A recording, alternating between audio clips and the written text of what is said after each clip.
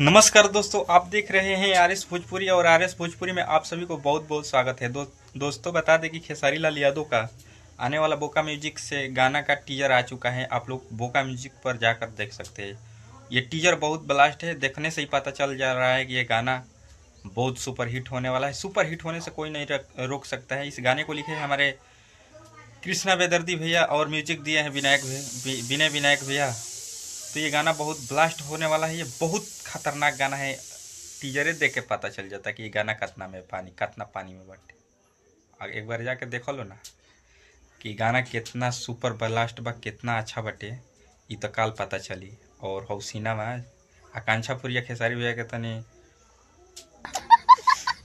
मन गड़बड़ा है।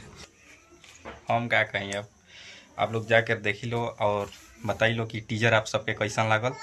और आर एस भोजपुरी चैनल के सब्सक्राइब करी लो, लाइक करी लो, शेयर करी लो। और बोका म्यूजिक पर कल 6:30 बजे एकदम हाजिर हो जाए के बाटे।